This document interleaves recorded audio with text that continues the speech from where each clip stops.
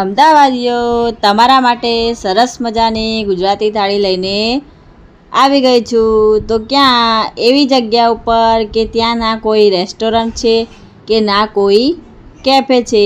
આ બસ અહીંયા આગળ બાની રસોઈ એટલે કે ઘર જેવો સ્વાદ તેવી તમને અહીં ગુજરાતી થાળી મળી જશે। અહીંયા આગળ બા શું પ્રેમથી બનાવીને જમાડે છે।